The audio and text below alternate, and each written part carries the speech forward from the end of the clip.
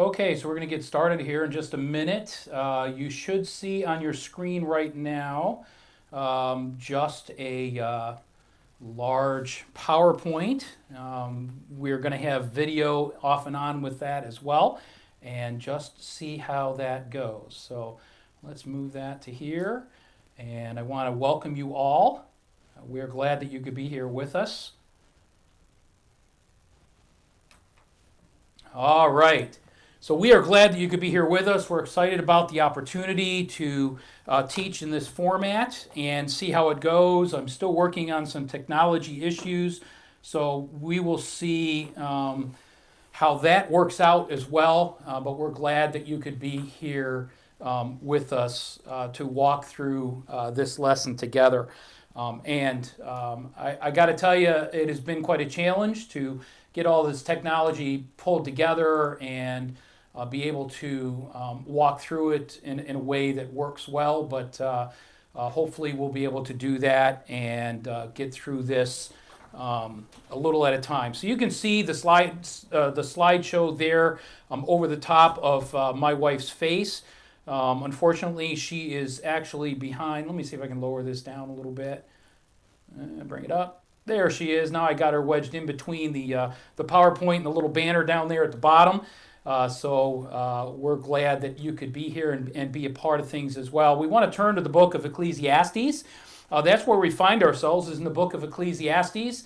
And as we work down through the Ecclesiastes study, I want to remind you of where we are with this. So with Ecclesiastes, hit the wrong button there. With Ecclesiastes, we have been going through and... Oh, there it is. Okay. We've been going through the book of Ecclesiastes and looking at how it's divided up by the preacher. And it's divided up in different ways here. Boy, I can't even see it. It's so small there.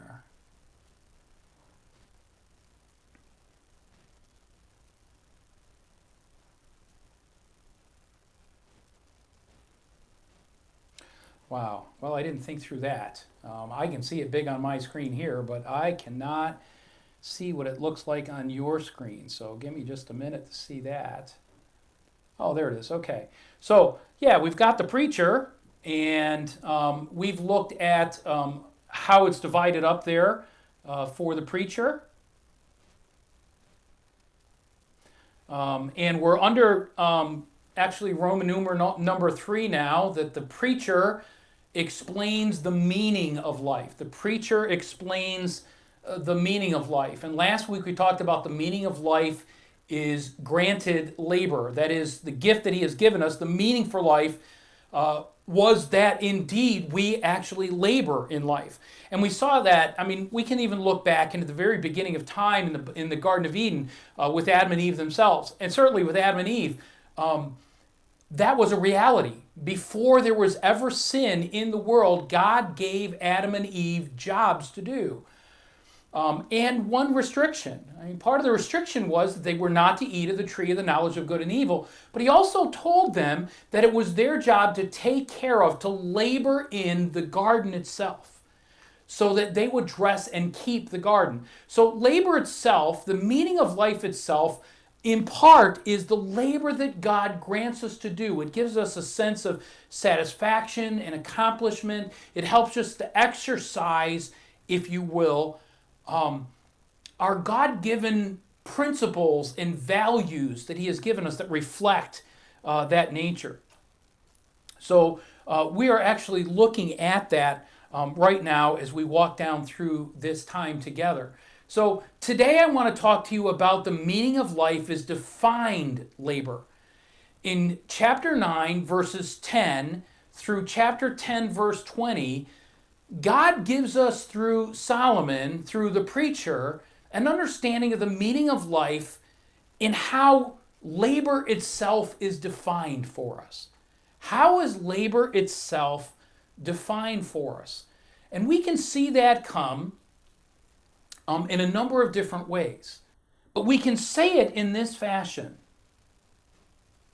Your purpose in life is to.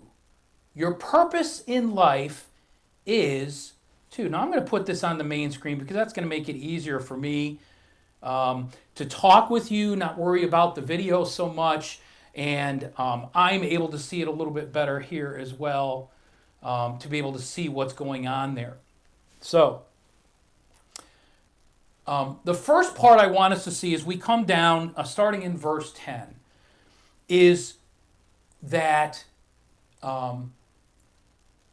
your purpose in life is to, number one, do what is in front of you with your whole heart. Do what is in front of you with your whole heart. And I want us to take a look at these verses, starting in verse 10 here, if we can. In verse 10, whatever your hand finds to do, do it with all your might. For there is no activity or planning or knowledge or wisdom in Sheol where you are going. So here, when we look at this verse, we look at verse 10, whatever your hand finds to do, do it with all your might. In essence, what he is saying is to do the labor that is in front of you now. You know, we live in this time when all of this COVID-19 thing is just interrupting everything. It's changing everything in life. It's making things hard to do. And we have to ask ourselves, well, what should we do? What can we do? We can't do what we used to do. We can't be at the building. We can't be opening up the doors. We can't be hugging each other and shaking hands and all of those things. And here's Solomon in Ecclesiastes reminding us, when it comes to our purpose in life, God didn't want us to stress over all that we used to do, all the old things, all the things that we typically did. He also doesn't want us to spend our time wringing our hands and trying to think about what are the things that we are going to have to do. And certainly he wants us to plan. That's not the point. We're already starting to plan about what we're going to do when we do start getting back together again, hopefully, which is coming in a matter of a couple of weeks. I'm hoping even sooner than that, but we'll see. But what he is saying is this: your purpose in life is not necessarily to control what you're gonna have to do, nor to change what you did do, because we're powerless to do those things. The only thing that really relates as defining our purpose in life is what sets in front of us right now. What is in front of you right now? Verse 10 of Ecclesiastes chapter 9, whatever your hand finds to do, do it with all your might. Put yourself in all the efforts that you have into what's in front of you now. And Sunday, this past Sunday, we talked about the fact that we don't have to search for, we don't necessarily have to create the moments. Sometimes God just brings us those moments.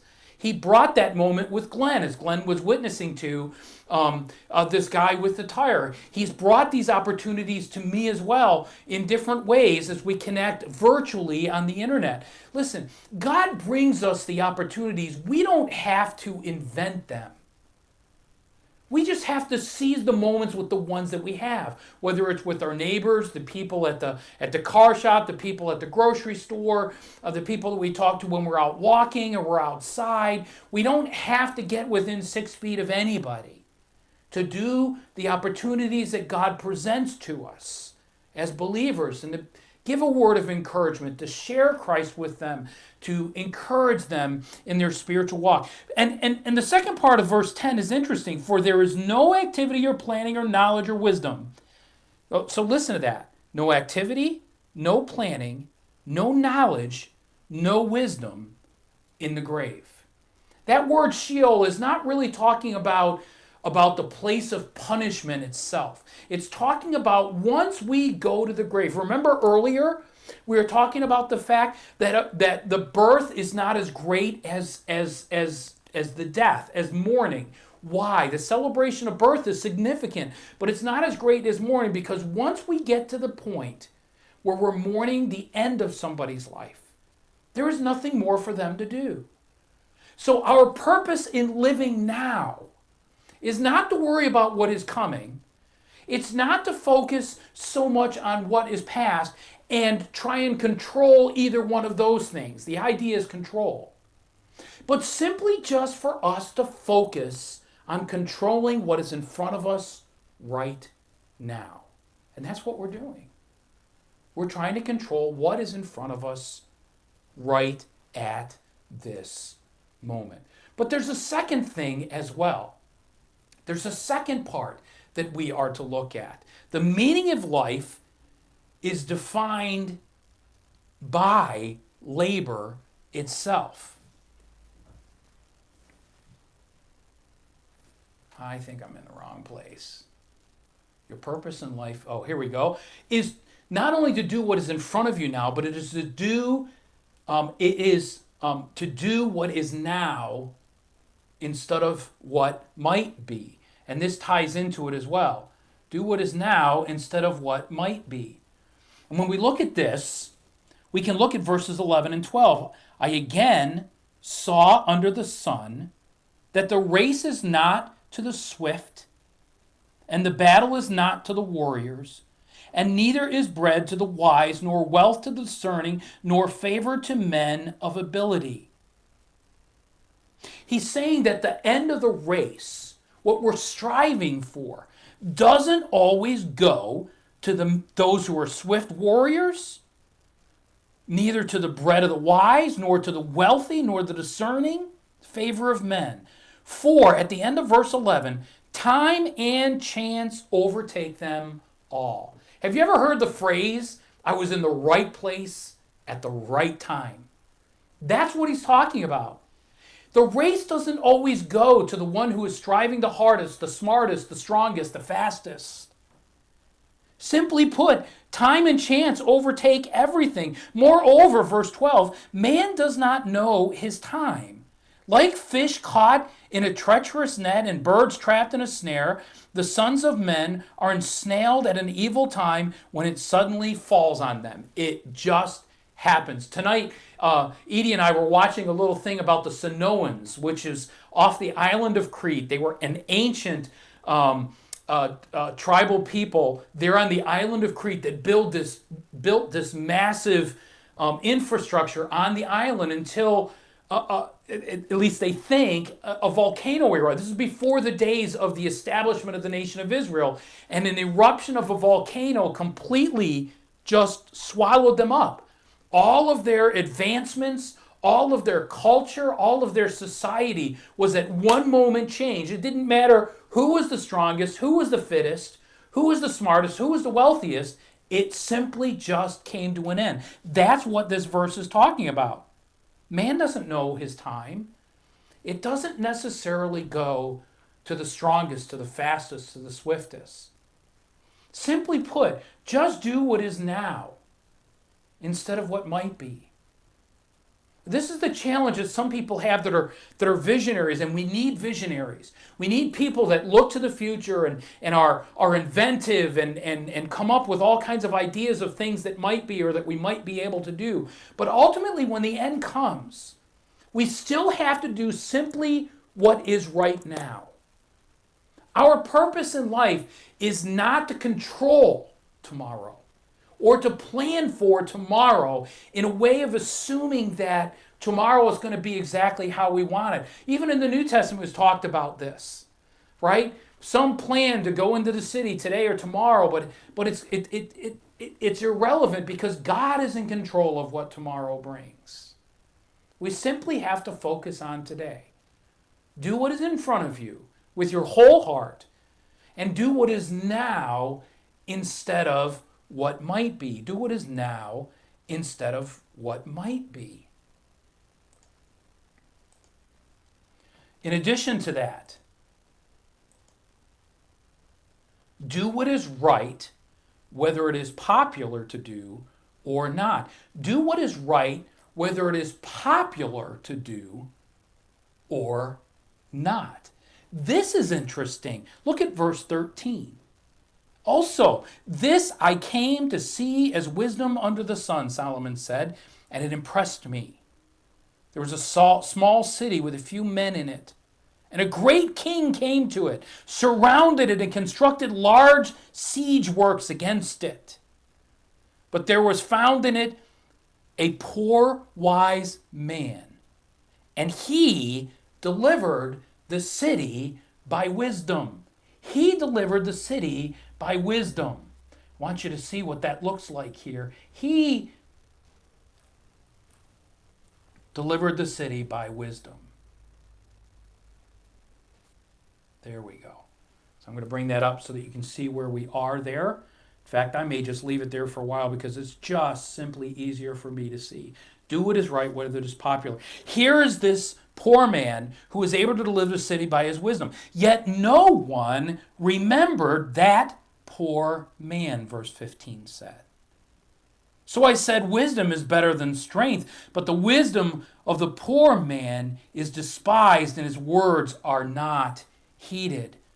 Verse 17, the words of the wise, heard in quietness, are better than the shouting of a ruler like this king among fools. Wisdom is better than weapons of war, but one sinner destroys much good. Listen, Solomon is suggesting to us that our purpose in life is not only to do what is in front of us with our whole heart, not only to do what is now instead of what might be, but to do what is right, whether it is popular or not. Here's this poor man who had wisdom that was greater than the rich men that were shouting in the group. That king was popular. He had a lot of people following him, and there was a lot of power and might in the masses of people that built the siege against this city. And Solomon said, but look, here is this poor man in the middle of the city who actually helped preserve the city. And in the end, nobody even remembered him.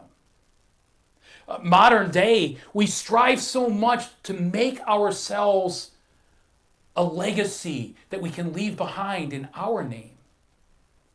But that's not the goal of life.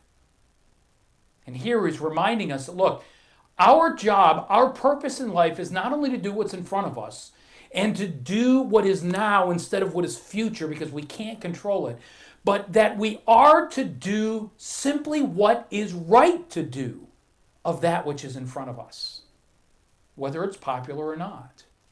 We don't know what tomorrow holds.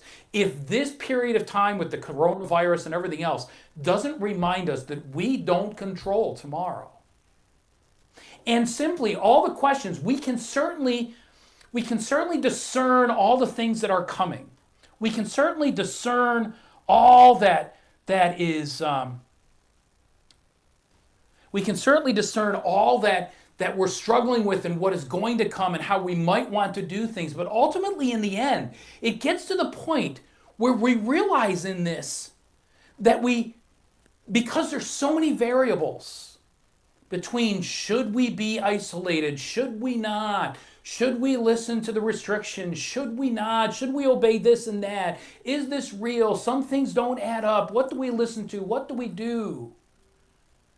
We get to the point, even with the church and some of the decisions we're making at church, all we can do with our whole heart right now is do what is right in front of us and choose between what is right and wrong with the here and now. What is right to do right now? What is right to do? And that's what Solomon is saying as we look at this and we go through this and realize all that he's saying. Do what is right, whether it is popular or not. He also wants us to see here, and I'm just getting used to how to do this here. He also wants us to be composed. Pay attention when you do it. Do what is in front of you instead of what might be. Put your whole heart into it. Do what is right, whether it's popular or not. And look at verses 1 through 20 of chapter 10. Be composed. Pay attention. Now this is interesting. When we look at this passage, and let me bring this back on the video here.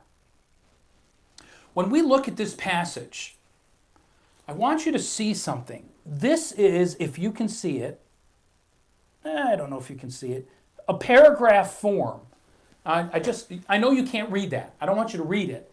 I want you to see that the New American Standard has this section in paragraph form, which is really interesting because the New American Standard does a pretty good job, certainly of translation. It does a good job with the specific words, best representing what the original Hebrew said. And most of the time they do a really good job of presenting a proper structure. But when we come to chapter 10, it's interesting to see that in the King James Version, and I'm going to show it to you in the King James Version here as well. Let me make sure I get this in front of you. In chapter 10, which is going to be that bottom left corner of chapter 10, all of a sudden it changes the structure in the New King James Version. I don't know about the King James Version. I'm not sure what version you have with you. But it changes it in a structure that reflects better the poetic structure that is being used in chapter 10, just starting in chapter 10 by Solomon, which reflects very much the parallelism that we see in the Psalms and in the Proverbs writing. Because what happens here is all of a sudden it goes from a paragraph structure in chapter 9 to a breakdown of parallelism all the way down through chapter 10. Now, I'm not going to give you every single parallel and all the details of the parallel, but I do want us to see the difference in this structure. And so instead of little bites of paragraphs, we now have parallel sentences going on all the way down through here in parallelism. And each time you have a parallel, you have one that presents a truth, and the next parallel or the next section of that begins to present to you or further along a depth of understanding of it. So here's the truth, and here's the second truth that furthers it, that carries it along into a more deeper thing. So your purpose in life is to do what is in front of you with your whole heart. Do what is now instead of what might be or what has been, because you can't control it. Do what is right, whether it is popular or not. Simply do what is right. And then to be composed, to pay attention to what it is that you're doing in the midst of what you're doing. Now, here's what's interesting. When we look at this, and let me just click down through here again so I can get caught up to this. That is what defines a labor that matters.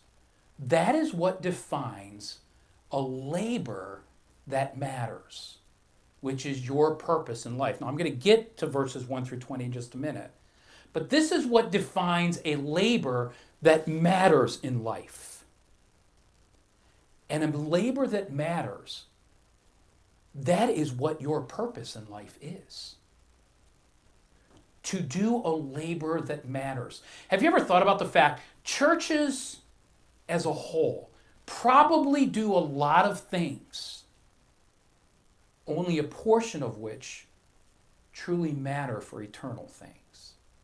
And that's not a judgment call. It's a reality because we're limited in our ability to do everything right. Praise the Lord, at the judgment seat of Christ, God is going to sort all of that out, and we're going to be rewarded for the things we did do. But there's probably an awful lot of things we do on a daily basis that really don't matter. Not for the kingdom. But we have to strive forward, and we have to do them anyways, and we keep doing that. But listen, my purpose in life is not defined by the volume of what I do. My purpose in life is defined by the things I do that matter. What is in front of me, not what might be or what has been. What is right to do of those things that are in front of me. And then to do it in a way that is composed. To do it in a way that is composed. So the question that we have to ask is, why engage then in labor that matters? Why engage in proper labor? Verses 1 through 20 give me all kinds of reasons for that. First off,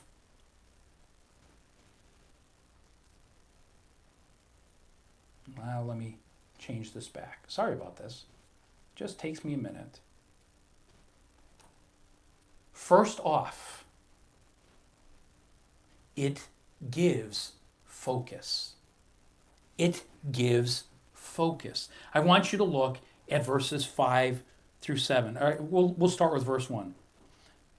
Dead flies make a perfumer's oil stink.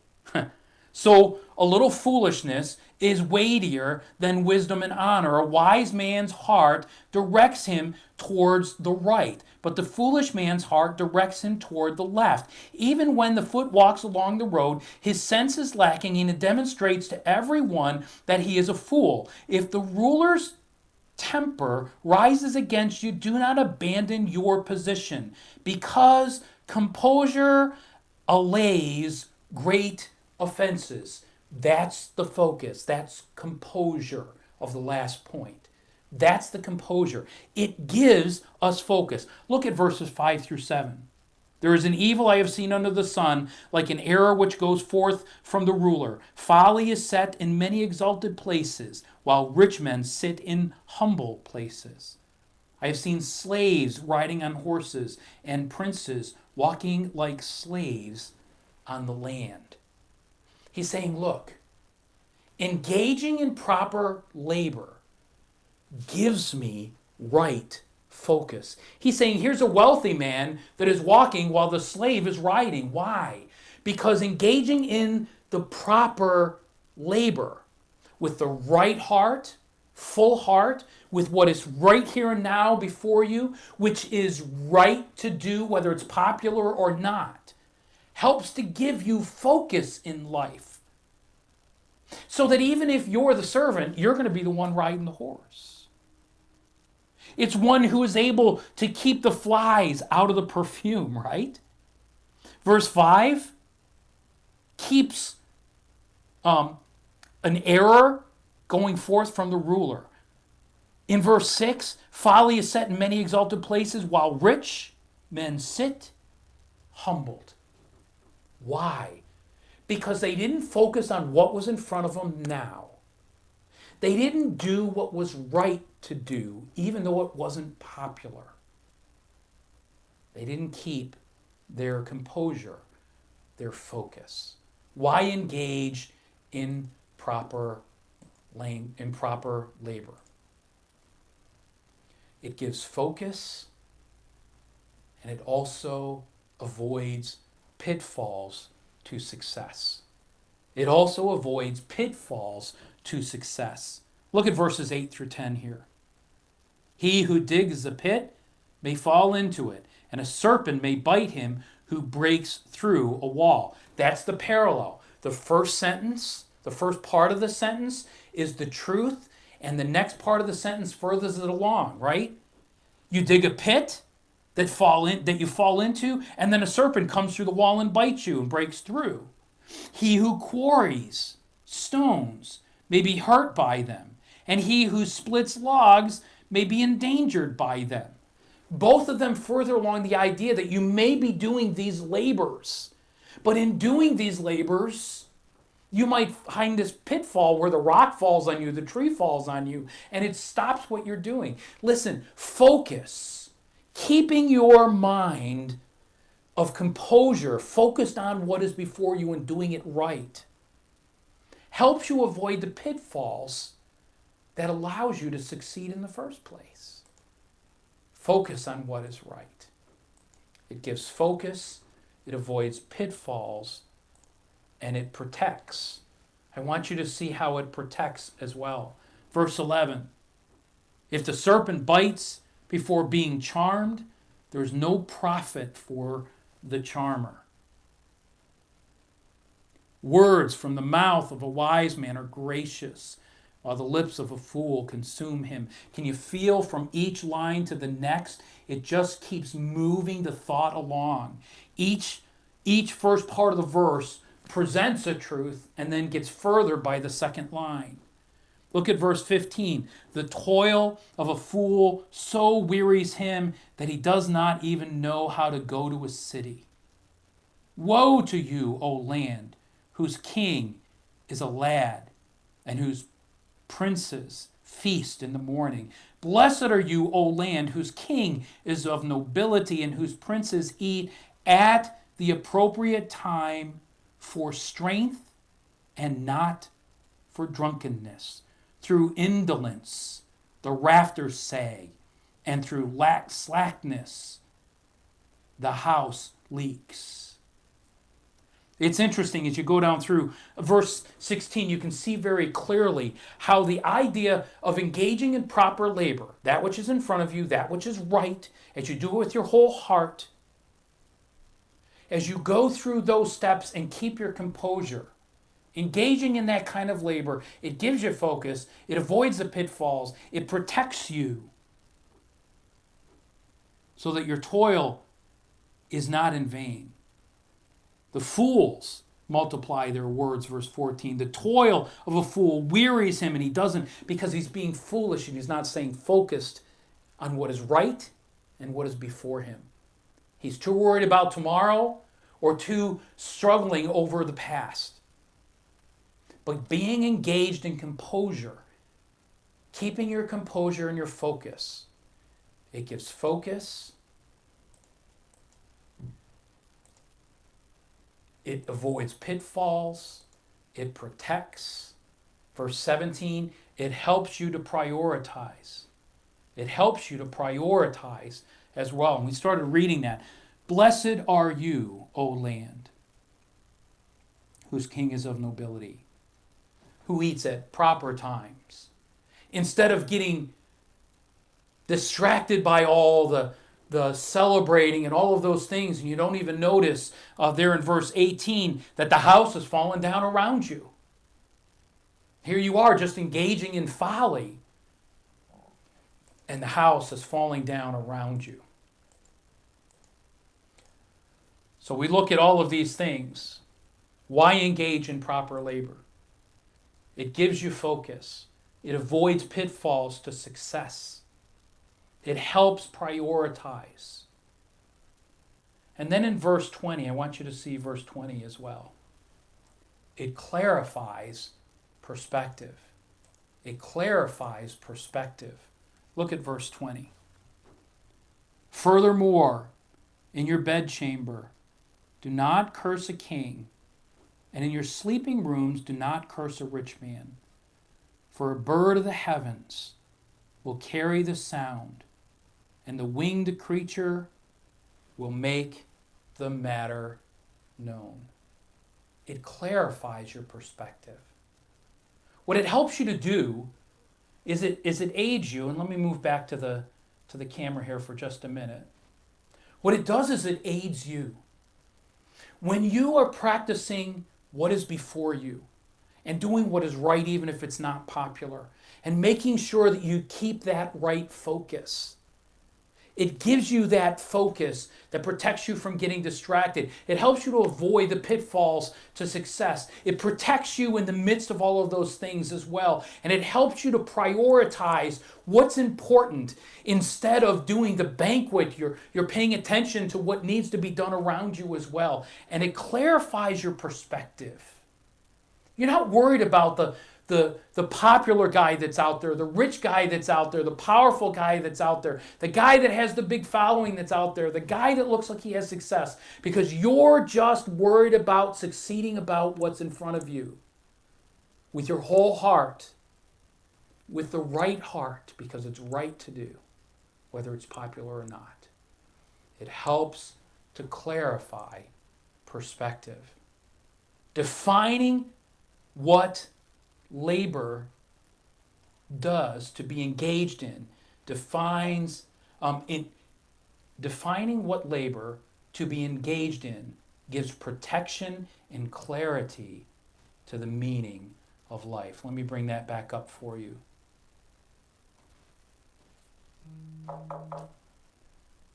Defining what labor to be engaged in gives protection and clarity to the meaning of life. And that's the beautiful thing there.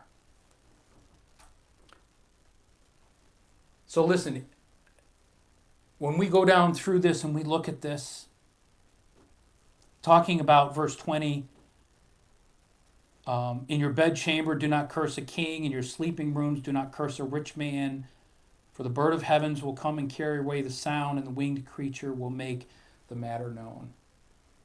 He's saying, look, the word is going to spread. Whatever you think, whatever you feel, stop worrying about what's going on out there. Just be known for doing the labor that God has placed in front of you. That's your purpose in life. That's the purpose in life. Let me get down through these things again. Why is that important? It's because God not only says that you matter, but if we do things God's way,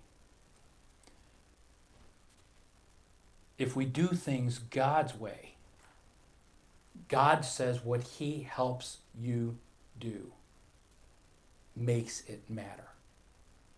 It's God's way. God helps your labor matter. Yes, we should plan. Yes, we should try and discern what it is we need to do based on what is coming tomorrow. But we have to know that we can't control tomorrow any more than we can control yesterday. The book of Ecclesiastes makes it clear to us when we come to this passage.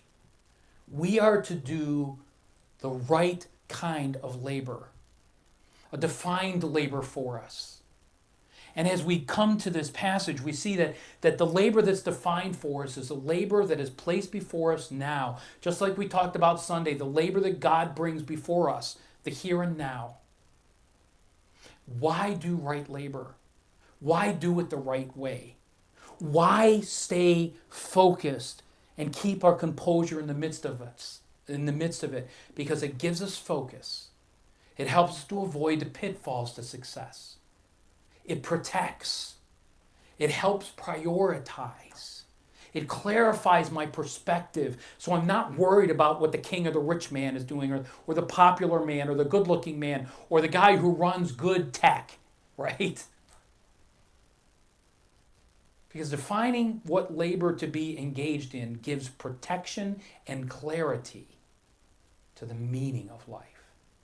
Defining what labor to be engaged in gives protection and clarity for the meaning of life itself.